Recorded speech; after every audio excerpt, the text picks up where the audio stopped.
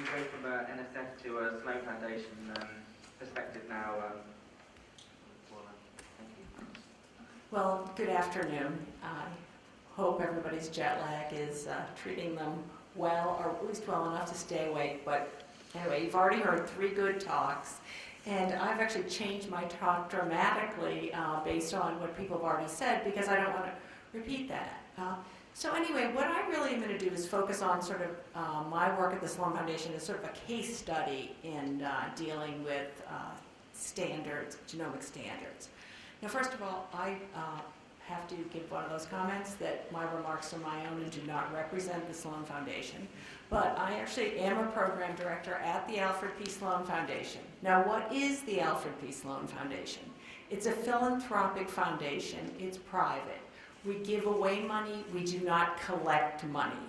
We're located in New York City. We were founded by Mr. Alfred P. Sloan Jr. in 1934, who at the time was the CEO and president of General Motors. He was a very wealthy man, and he had gone to MIT. He really loved engineering and science and so on. We're relatively small. We have, depending upon what the stock market says, approximately $1.7 billion in assets. We give away 5% of that a year. So you start doing the calculation, and you say, oh, gee, that sounds pretty good, but that $80 to $85 million is spread over a whole series of different program areas. We make grants to support basic research and education in science, technology, engineering, math, and economic performance. We also give grants in public understanding of science. So basically, we don't have a lot of money to give away, all right? And again, but this is an important part of the case study, because we try to identify problems where we can do something earlier or faster, or something that's catalytic.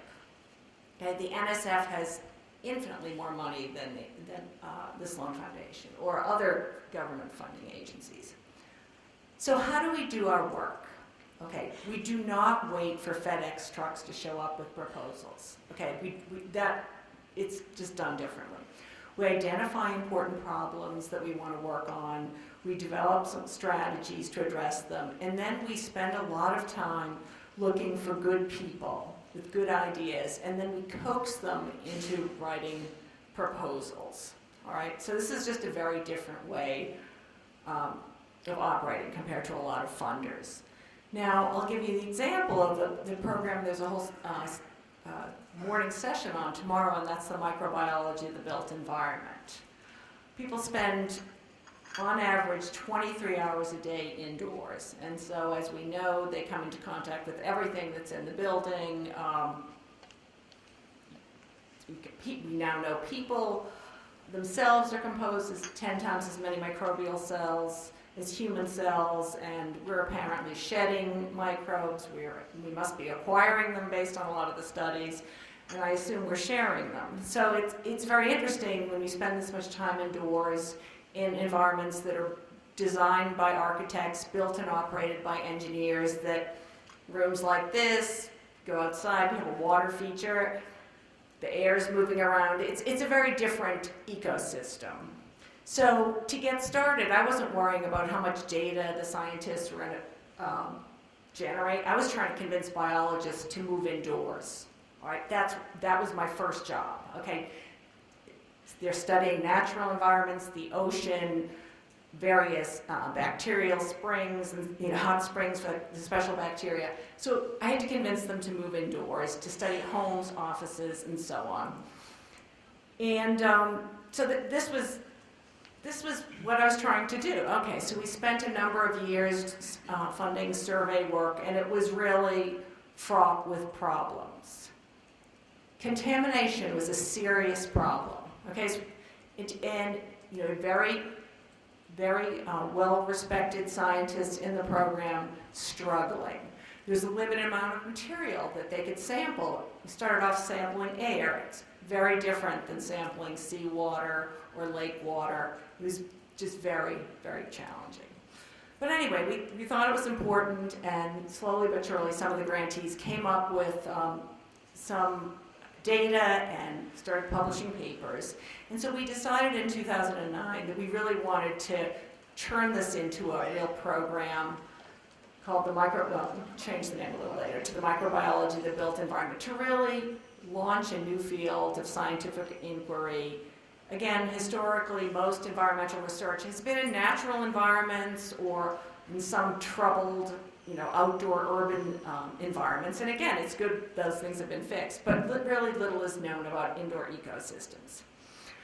All right, so what can I possibly say about data, standards, and sharing that hasn't already been said? All right, I'm going to focus on my program. So when we decided that we wanted to, sort of relaunch this program, we actually decided that data sharing, data archive was a really important part of the program. Part of that was probably through our experience with the International Census of Marine Microbes. We had funded Mitch Sogan to do some of the work on VAMPs there, but it just seemed that there was a lot of data coming out, and that this was going to be important. But I didn't realize how hard it was going to be to do some grant making in this area. Okay, so when we're not sure how to make a grant or who the grantee is, have a workshop. So Folker, wherever you are, was kind enough to convene a workshop, and it was about half grantees and half people who are experts in data tools and so on. I went to this workshop thinking that it's going to be really straightforward. I had a huge headache right from the start. People were arguing. Certain scientists, they love the way they do their work. They're very successful at doing it, and they don't want to change. They want to stay up to date. But again, they've been very successful using whatever they're using to do that. So very quickly so sort of the idea of just, we'll have a workshop and come up with the answer. Oh boy, we just came up with lots and lots of questions. And again, I didn't even want to get into data release at that time because that was very controversial. And again, this was in June 2010. All right, so what did we need coming out of this workshop? Well, we knew we needed a data archive. Okay, we wanted to have a place where the data could be archived. Now, why did we want that? Well, it seems that if you could look across data sets, just as Jack had talked about with the Earth microbiome, you might learn a lot more than if you're just looking at one data set at a time. Or maybe if one person's studying a hospital, that's interesting, but if you can look at 10 different labs studying hospitals, you might learn more. So again, getting a data archive. Now another problem that I realized is I really felt like I had done a lot of work in security at the Sloan Foundation, working with police, and knew that police and fire never got along. And I felt that at this meeting there was a whole element of interoperability problems, and the passion was almost like the police and fire departments talking past one another about what radio frequency to use and how to respond to different things. So that was like another challenge. Now, the next sort of neat challenge was the metadata. Now, people had been working in natural environments, so they're moving to built environments. Well, there are some different things you might want to know about the building that are just different than sampling in the ocean or sampling in all the different locations we've seen. So we really needed nice teams work on that, and fortunately, Lynn was willing to step up, Lynn Trimble to step up. And the final thing that we needed was really data, sort of the data tools, but ultimately to do data visualization. And it gets back to what Rita was saying. At some point, we're studying invisible things, okay? If you can't see it, it's really hard to explain it. But if there's some way to visualize it, people who, again, might be a little interested in science, but they really don't want to get a PhD. They don't want to read a PNAS paper. They don't even want to read a science news report. how can you just show it as a picture? That becomes really compelling. So basically, we needed an archive, we needed interoperability, we needed metadata standards, and we needed some tools. Okay, so how on earth were we going to do this? All right, so we decided we'd do a consortium. And we have a consortium, it's funded. There are 4 institutions, and it's called the Moby Consortium, the Microbiomes of Built Environments Data Analysis Core. Volker Meyer of the University of Chicago is one of the PIs. Mitch Sogan with his VAMPS at the Marine Biological Laboratory is a PI. Rob Knight with CHIME.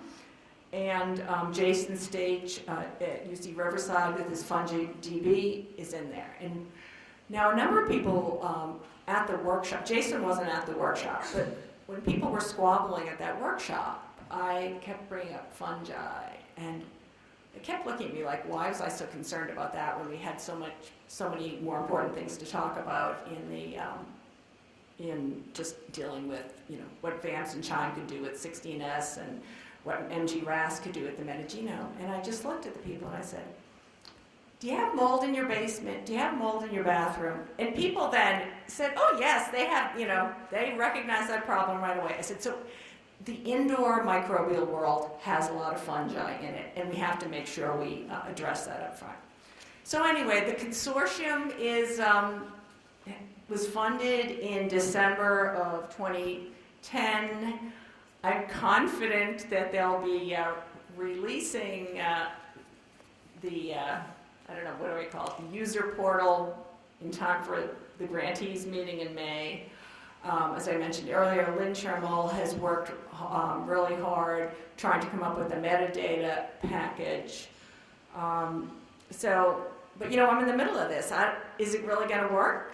I mean, Volker's smiling over there. I don't know, Mitch, I think Mitch went to take a break. Jason's here somewhere, I hope.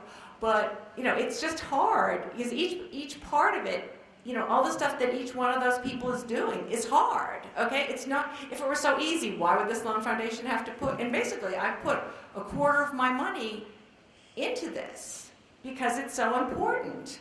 So anyway,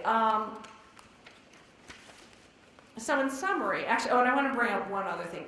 It just so happened that today a NIST workshop report came out. And as Rita was saying, NIST is the National Institute of Standards and Technology. Well, we had co-funded with them a workshop on indoor sampling for microbial samples. And actually that came out today. And I have to say, I do encourage the GSC community to work with the people at NIST. And we started working with them because they, again, had some sort of mandate that they had to come up with standards for some indoor sampling that didn't have anything to do with Sloan's program, but we saw synergy. And I remember a number of the grantees at the workshop talking with some of these other people who were doing different types of microbial sampling, saying, gee, I wish we had known about this. So again, it's worked out well. So anyway, data and standards are important to this program as well as all the other programs we've talked about. I hope I've enticed you to come listen to the session tomorrow morning because you really are spending 23 hours a day either in a building or an automobile. I want to thank the GSC organizers, particularly Dawn and Jack, and our hosts at BGI. And I want to thank the grantees, the reviewers, the advisors, and my Sloan colleagues for all of their help. And I'm happy to take questions.